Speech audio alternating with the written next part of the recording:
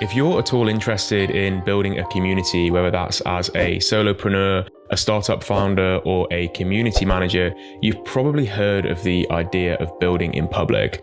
But what does it actually mean, and what does it entail to become proficient and good at building in public? Well, that's exactly what we're going to talk about in this video, and we're going to do it by examining the absolute master, the god of building in public, and his name is KP. Now, if you don't know who KP is, he's taken this whole idea of building in public to a whole new level and has created an incredibly engaged community just around this principle.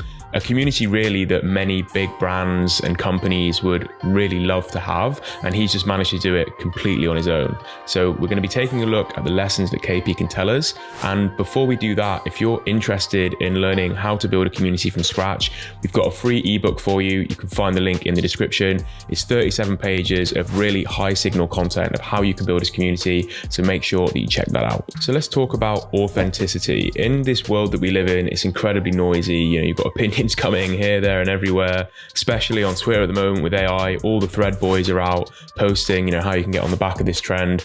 And it is very hard sometimes in a digital world to feel an emotional connection with somebody who's creating content, which is something that KP overcomes through just basically being his full authentic self and sharing his ups and downs. And let's just take a look at one great example of this. This is pulled from one of KP's Substack posts. You can subscribe to him. I'm going to leave a link in the description. And he basically just kind of says how he was a complete lemon back in the day. He spent 17 grand pretty much down the Swanee on an MVP that didn't even work. And the beauty of doing this is it makes the content creator KP feel incredibly human.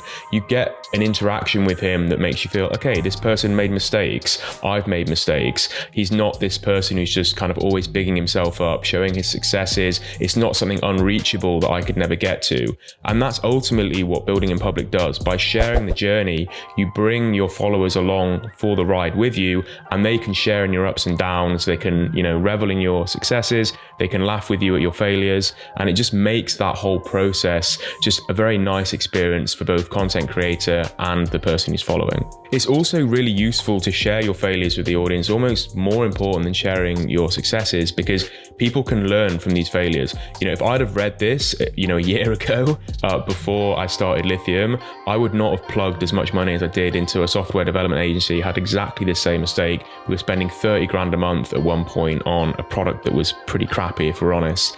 And, we got around that by hiring great people and, building from the ground up. But if I'd have really had this insight then, maybe I wouldn't have made those mistakes. And this is again why building in public is so valuable, because you're delivering a ton of value to people by sharing all of the ups and downs. So here's the first lesson that we can take from KP: be authentic. It's easier said than done. I've been doing these videos for a while now, and I still don't feel fully authentic in front of the camera.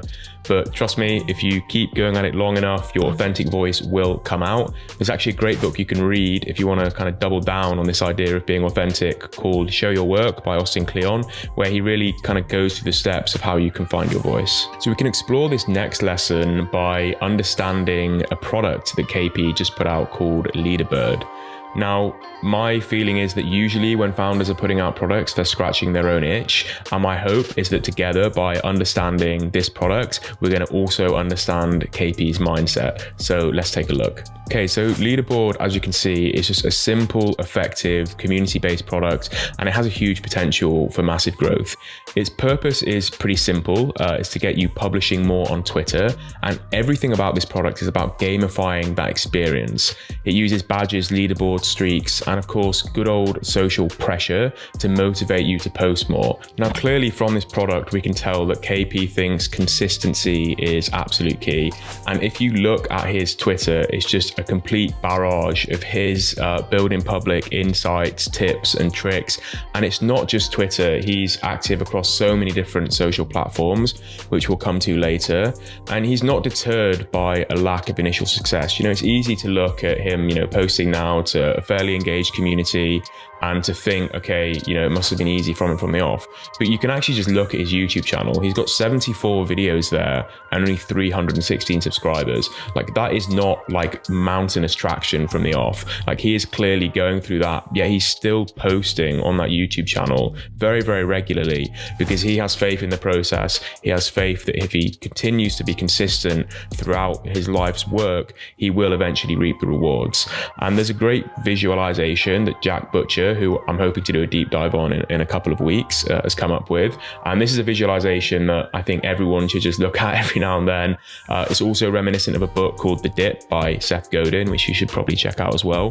But it's just this idea that, for so long you will receive no results, and then all of a sudden the flywheel will take off. And I think that's what we can tell from KP and looking at his work, that we really just need to hang in there with consistency. Again, referencing this channel, what have I got now? 8 subscribers. Each of these videos takes like 6 to 8 hours to make.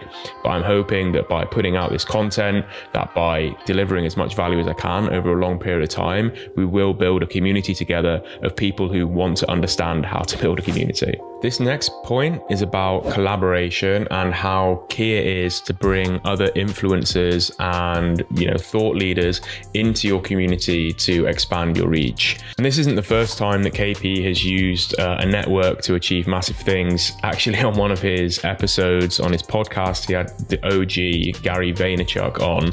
And if you consider how small KP's audience was at the time compared to how big Gary V was, it just shows his level of hustle. And he actually, I think, shares a story of how he got Gary V on in that podcast, so check it out. But yeah, it just shows the hustle mentality to go and try and punch above your weight and try and get these incredible influencers on board. So I think there's a lot that we can take away from this from KP on how to build a community and how important it is to look for these little hacks where we can bring a load of like-minded people who have big reach together. Now, the final bit of advice that we can take from KP is his leveraging of different social media platforms.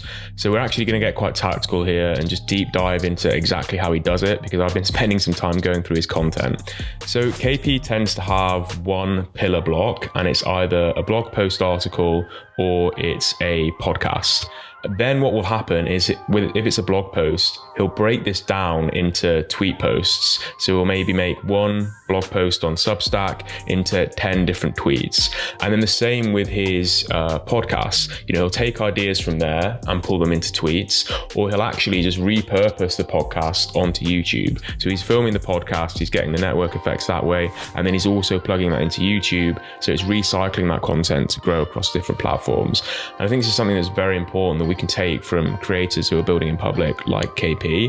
Just look at all of your content and think, how can I slightly manipulate this to make it work across different platforms? How can I take a blog post and make it shorter? And AI tools are actually unlocking this a lot now. You can just plug in a long blog post into ChatGPT, ask it to output you as a tweet thread, and after some editing, it will do that for you. So just really take a look at that. And we actually have a calendar that you can use that helps you break down pillar content into smaller pieces of content in the description. So if you want that, I'll leave that there as well. Hopefully that was helpful. I'm going to leave the highlights here of the things that we can take from KP on building in public.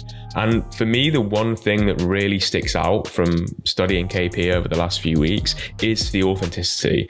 If you can share your ups and downs with your community in this world of, AI and everyone just auto-generating, threads and content and the noisiness of the world, by being authentic and being yourself and sharing your ups and downs, people are going to find so much value in that, because it makes you human, it helps them learn from your mistakes, and just builds such a more engaged community and engaged relationship with a content creator. So thanks a lot for that. If you like this video, please subscribe. I do deep dives on this every week, where we take one person who's doing a great job building a community and just kind of analyze how they've done it.